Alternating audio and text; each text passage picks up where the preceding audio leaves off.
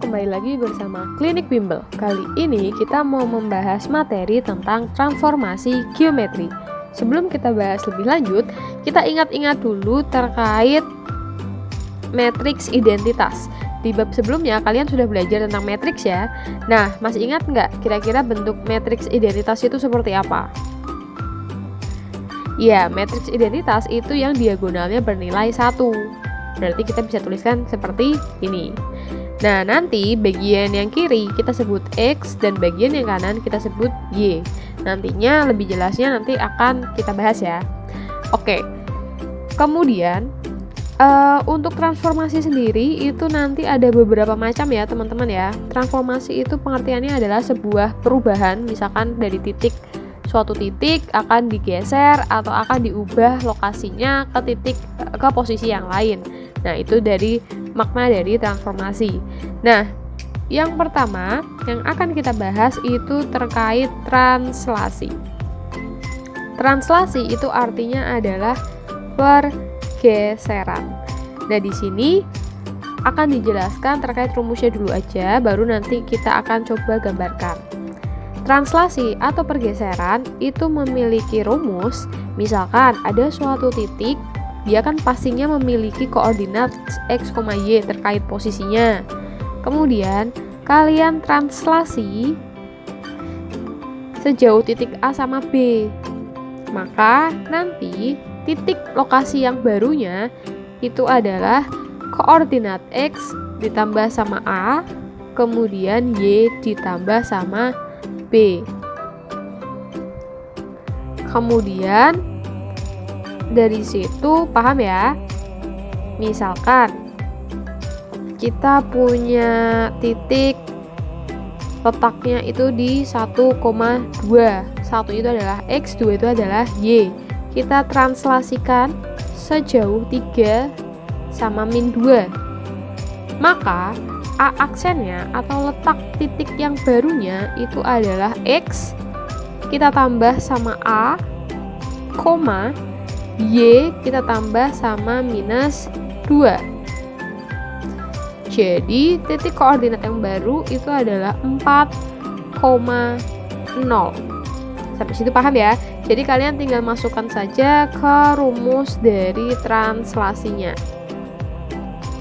Nah, kemudian kita akan coba gambarkan gimana sih bentuknya translasi itu. Jadi misalkan di sini kita punya titik koordinat, diagram kartesius ya. Kemudian kita punya titik di 1,2. 1,2 berarti X-nya di sini, 2-nya di sini ya. Oke, titiknya di sini. Ini adalah titik A 1,2. Kemudian dia akan digeser sejauh A-nya adalah 3. Berarti karena dia positif, gesernya kan ke kanan. 1, 2, 3. Otomatis dia berdiri di titik keempat, di nomor 4 X-nya. Oke, kita titikin dulu. Kemudian untuk sumbu Y-nya dari 2 dia bergeser minus 2. Minus Y itu kan berarti ke bawah. Berarti 1, 2 di sini 0. Berarti kita urutkan aja, digabungkan antara titik X sama Y-nya. Berarti nanti titik terbarunya kita pakai beda warna biar jelas, berarti ada di sini, yaitu 4,0. Selanjutnya yang poin kedua itu adalah tentang pencerminan atau refleksi. Nah, ini ada beberapa bagian. Yang pertama, misalkan refleksi terhadap sumbu X. Refleksi terhadap sumbu X. Nah, di sini kita buat garisnya dulu. Misalkan kita punya titik di sini, berarti kan nanti posisinya adalah X, Y, kemudian akan dicerminkan terhadap sumbu X. Sumbu X berarti yang ini ya, yang mendatar ya. Nah, kalau dicerminkan terhadap sumbu X, maka nanti letak bayangannya itu otomatis dia letaknya di sini, ya kan? Ini adalah A aksen, ini adalah A aksen atau bayangannya. Artinya kalau kalian lihat, X-nya itu bernilai akan sama. Sedangkan Y-nya yang tadinya positif Y, dia menjadi di bawah, yaitu min Y. Berarti kita bisa tulis X, min Y, seperti itu. Jadi kalau kita proyeksikan atau kita refleksikan terhadap sumbu X, maka nanti akan didapatkan koordinatnya X, minus Y. Nah, kalau kita rumuskan, maka kita bisa tuliskan A, X, Y. Ketika kita refleksikan terhadap sumbu X, maka bayangannya menjadi X, min Y. Nah, tadi kan kita sudah mengenal yang namanya matriks identitas. Nah, di sini itu ada nilai matriksnya nih. Kita tulis matriks, tadi kan X-nya tetap, berarti kita tetap tulis 1, 0. Kemudian Y-nya menjadi minus Y, berarti 0, min 1. Acuannya sama ini. Sampai situ paham ya? Ini untuk mempermudah kalian menghafalkan atau mengetahui matriks dari masing-masing pencerminan. Kita gunakan logika seperti ini. Jadi biar nggak menghafal angka gitu ya. Kemudian berarti ini adalah rumusnya ya. Nah, selanjutnya untuk yang kedua, kita cerminkan terhadap sumbu Y. Misalkan kita punya titik di sini, titik A, X, Y, kita cerminkan terhadap sumbu Y. Berarti otomatis bayangannya ada di sisi sampingnya ya. Nah, seperti ini. Maka A aksennya itu menjadi min X karena di bagian kiri, tapi Y-nya tetap. Sampai situ paham ya? Jadi ini X tapi negatif, kalau di sini dia X-nya positif, tapi di sini sama-sama titik Y-nya. Nah, kalau kita tuliskan, maka A, X, Y kita refleksikan terhadap sumbu Y, maka nanti bayangannya ada pada min X, Y. Sehingga kita punya matriks yang bagian X-nya itu kita minuskan, kemudian Y-nya masih tetap seperti ini. Sampai situ paham? Nah, kita kotakin biar paham. Selanjutnya yang ketiga, kita refleksikan terhadap garis Y sama dengan X. Jadi kalau kita gambarkan bentuknya kayak gini, garis Y sama dengan X itu seperti ini. Nah, ini garis Y sama dengan X. Jadi kalau kita punya titik di sini, nilainya X, Y, maka bayangannya tentu saja ada di sini, ya kan? A aksen. Nah, ini adalah titik Y-nya, ini adalah titik X-nya. Berarti kalau yang ini, yang aksennya itu menjadi Y, X. Jadi posisinya akan kita balik. Kalau kita refleksikan terhadap garis Y sama dengan X, jadi akan kita tukar.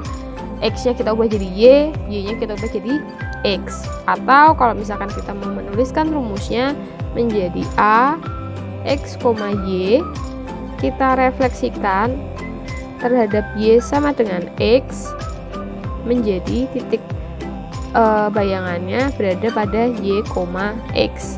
Nah, ini memiliki matriks. Kita ubah yang Y itu kan 01, kita taruh di X, berarti 01-nya di depan, 0-nya di belakang.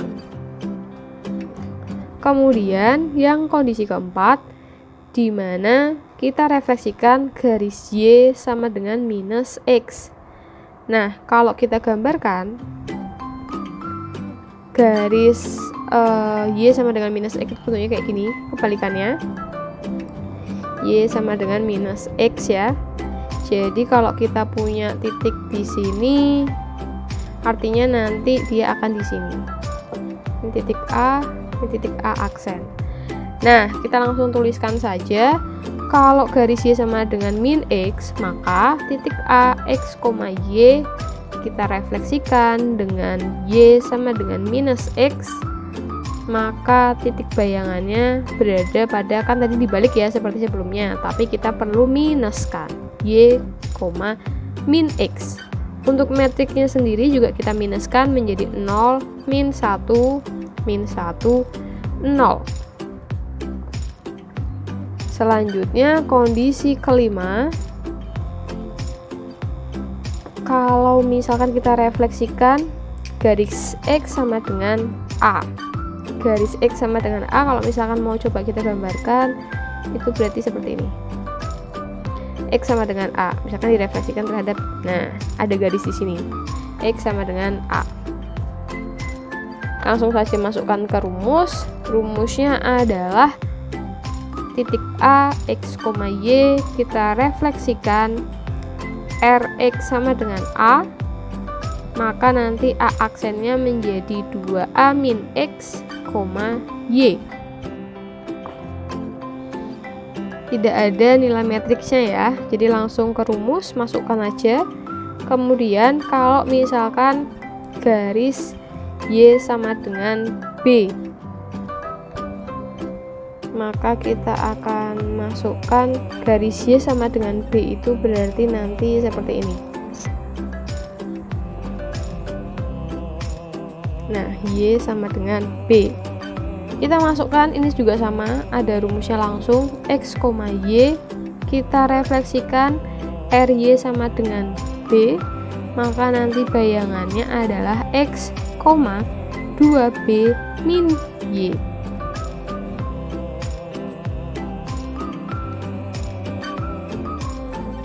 Kemudian untuk pencerminan terhadap garis yang memiliki gradien mx plus c. Ingat di persamaan garis lurus, gradien itu yang ini, ada m-nya, konstanta yang ada di depan x gitu, itu masuknya ke gradien. Jadi tapi persamaannya itu harus y sama dengan ya. Jadi nanti kalau belum, kalian harus ubah terlebih dahulu.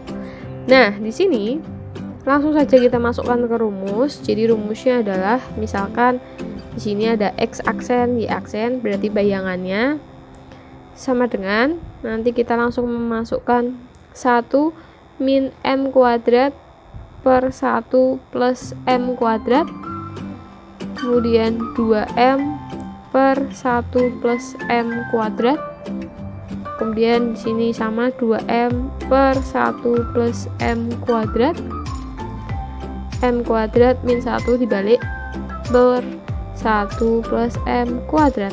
Ini rumusnya. Kemudian dikalikan x min 0, y min c, ditambah 0 sama c. Mungkin nanti lebih jelasnya saat kita latihan soal ya.